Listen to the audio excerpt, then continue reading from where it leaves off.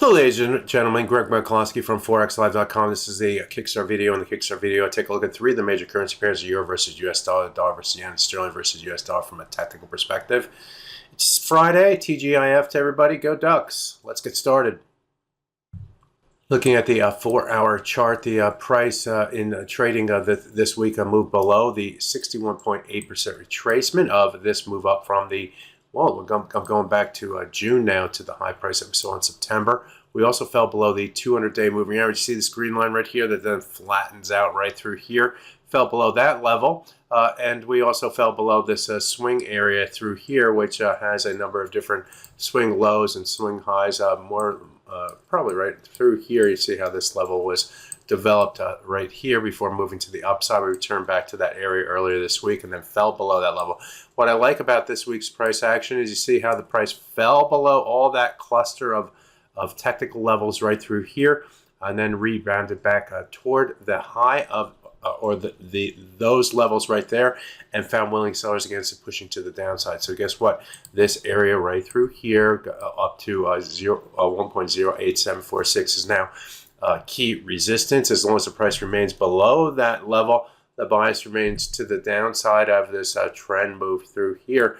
On the downside, we did break below the low price going back to this day right here, but we could not extend down to the low price that we saw here, which was came in around the 1.0777 level for the euro versus US dollar. So that would still be a target on the downside with a break of the 1.08248 as the first level to get to and through. Once we start to move below that level, then we're potentially looking down toward the June lows for this pair.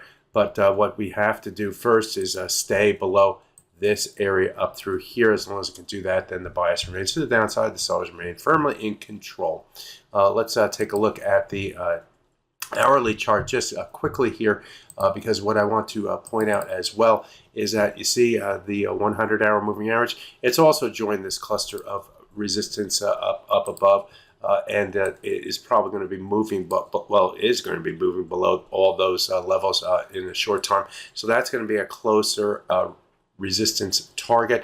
Note here that the price has been able to trend below that level since going all the way back to this point right here.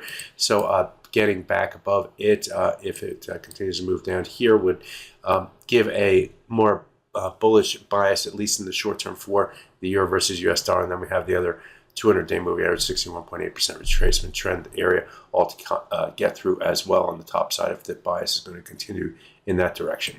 Let's take a look at the dollar versus yen next. And we'll start off by taking a look at the hourly chart. In the hourly chart, what we have is this 100-hour moving average. And unlike the euro versus US dollar, we have had instances where the price has moved below that 100-hour moving average. But note here, as we got the last 3 trading days, the breaks below that 100-hour moving average have been much smaller.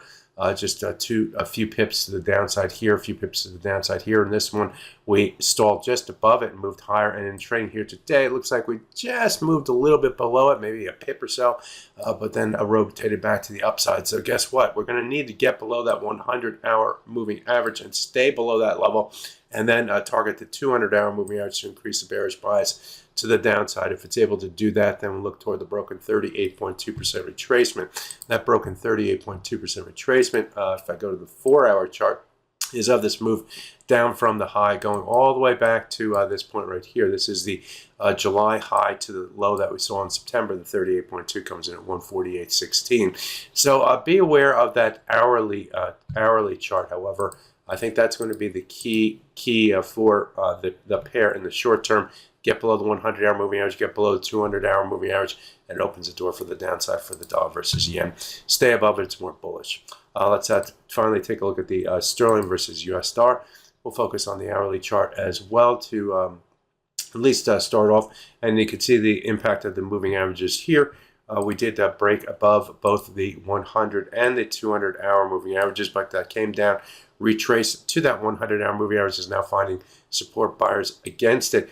We are also testing the 200-hour moving average. We need to get above the 200-hour moving average to increase the bullish bias here. If we do, then it will be the third time the price has tried to get above that moving average. It failed back here. I guess that's on Tuesday's trade. On Wednesday, we came up toward it and found willing sellers. In trading here today, we broke above it and found willing sellers down to the 100-hour moving average, now trying to get back above it. If we get back above it, that would be more bullish for the sterling versus US dollar. Taking a look at the 4-hour chart in this currency pair, get a broader view of what we're doing here. Going back to the August low to the high price here, we did break below the 50% retracement in trading this week, but we have in the past. And we are currently trading just above it right here at 1.30488. So that may be a barometer for the buyers. If we can get above that level, also need to get above that 200-hour moving average to keep the bias tilting more to the upside, at least in the short term, after the move to the downside seen over the last 3 or 4 trading weeks. By the way, this week's lows did fall short of the 100-day moving average. That's this point right here. That level also corresponds with the 61.8% retracement of the same move higher from the August low right here to the high price that we saw in September. So if we do rotate back to the downside, let's say get back below the 130 level, this area right through here is going to be a key support level for the sterling versus US dollar. Be aware, be prepared. You always have to do that in your trading. So there you have it. Look at 3 of the major currency pairs. My name is Greg Mikulowski. Good fortune with your trading. Bye-bye now.